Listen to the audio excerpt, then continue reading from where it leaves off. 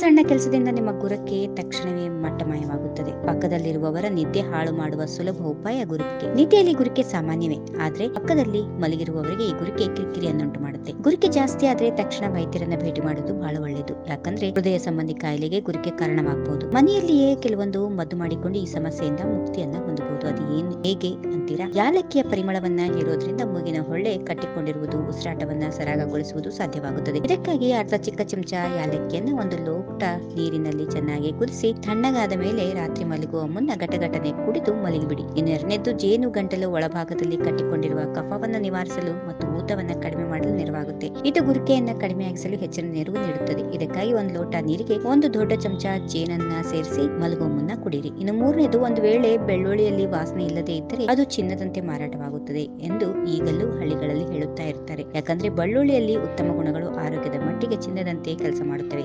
ಅಲುಯಿಮ್ ಸ್ಯಾಟಿಯುಮ್ ಎಂಬ ವೈಜ್ಞಾನಿಕ ಹೆಸರು ಹೊಂದಿರುವ ಈ ಸಾಂಬಾರು ಪದಾರ್ಥ ಅತ್ಯುತ್ತಮವಾದ ಆಹಾರವಾಗಿದೆ. ಹೀಗಾಗಿ ದಿನನಿತ್ಯ ಹಸಿ ಬೆಳ್ಳುಳ್ಳಿಗಳನ್ನ ರಾತ್ರಿ ಊಟ ಅನ್ನದೊಡನೆ ಕಲಸಿ ಸೇವಿಸಿದ್ರೆ ಕಾಲಕ್ರಮೇಣ ಗುರಿಕೆ ಸಮಸ್ಯೆಯಿಂದ ಮುಕ್ತಿ ಹೊಂದಬಹುದು. ಇನ್ನು ಅರಿಶಿಣದಲ್ಲಿ ಪ್ರತಿಜೀವಕ ಗುಣಗಳಿದ್ದು ದೇಹದಲ್ಲಿ ಇತರ ರೀತಿಯ ಉಪಕಾರಿಯಾಗಿರುವಂತೆಯೇ ಗುರಿಕೆಗೂ ಉತ್ತಮವಾಗಿದೆ. ಹಾಗಾಗಿ ನೀವು ಮಾಡಬೇಕಾದ್ದು ಇಷ್ಟೇ: ಪ್ರತಿನಿತ್ಯ ನೀವು ಮಲಗುವ ಮುನ್ನ ಇದಕ್ಕಾಗಿ ಒಂದು ಲೋಟ ಬಿಸಿ ಹಾಲಿನಲ್ಲಿ ಒಂದು ಚಿಕ್ಕ ಚಮಚ ಅರಿಶಿಣ ಪುಡಿ ಹಾಕಿ ಕದಡಿ ಕುಡಿದು ಮಲಗೋದು. ನಿಧಾನವಾಗಿ ಮೂಗು ಕಟ್ಟಿಕೊಂಡಿದ್ದು ತೆರೆದುಕೊಂಡು ಗುರಿಕೆಯು ಕಡಿಮೆ ಆಗುತ್ತಾ ಹೋಗುತ್ತೆ. ಇನ್ನು ಮುಖ್ಯವಾಗಿ ಶೀತವಾದಾಗ ಒಂದು ಹೆಚ್ಚುವರಿ ದಿಂಬನ್ನ ತಲೆಯ ಅಡಿ ಇರಿಸಿಕೊಂಡು ಮಲಗೋದ್ರಿಂದ ಬೆಳಿಗ್ಗೆ ಎದ್ದಾಗ ಶೀತ ಕಡಿಮೆ ಆಗಿರುವುದು ನಿಮ್ಮ ಗಮನಕ್ಕೆ ಬಂದಿರಬಹುದು. ಯಾಕಂದ್ರೆ ತಲೆಯನ್ನ ಸ್ವಲ್ಪ ಏರಿಸೋದ್ರಿಂದ ವಾಯು ಮಾರ್ಗದ ವಿಸ್ತಾರ ಹೆಚ್ಚಿ ಉಸಿರಾಟ ಸರಾಗವಾಗಲು ಅನುಕೂಲವಾಗುತ್ತದೆ. ಗುರಿಕೆಯ ವಿಷಯದಲ್ಲೂ ಅಷ್ಟೇ, ವಿಸ್ತಾರವಾದ ವಾಯು ಮಾರ್ಗ ಗುರಿಕೆ ಕಡಿಮೆಗೊಳಿಸಲು ನೆರವಾಗುತ್ತದೆ. ಇನ್ನು ನಿಮ್ಮ ದಿಂಬನ್ನು ಪ್ರತಿದಿನ ಎತ್ತರಕ್ಕಿಂತಲೂ ಸುಮಾರು 4 ಇಂಚು ಎತ್ತರಿಸುವುದರಿಂದ ಉತ್ತಮ ಪರಿಣಾಮ ಪಡೆದುಕೊಳ್ಳಬಹುದು. ಕಿವಿ ಮಾತುಗಳಲ್ಲಿ ಕಂಡುಬರುವ ಸಲಹೆಯಂತೆ ಗುರಿಕೆಯಿಂದ ಮುಕ್ತವಾಗಲು ಒಂದು ಪಕ್ಕಕ್ಕೆ ವಾಲಿ ಮಲಗುವುದು ಉತ್ತಮವಾಗಿದೆ. ಇದೊಂದು ಸುಲಭವಾದ ಮತ್ತು ಸಫಲವಾದ ಕ್ರಮ. ನಿಮ್ಮ ಆಹಾರ ಕ್ರಮದಲ್ಲಿರುವ ಹಾಲಿನ ಉತ್ಪನ್ನಗಳನ್ನ ಆದಷ್ಟು ಕಡಿಮೆ ಮಾಡಿಕೊಂಡ್ರೆ ಈ ಗುರಿಕೆ ಪ್ರಮಾಣ ಕಡಿಮೆ ಆಗುತ್ತೆ.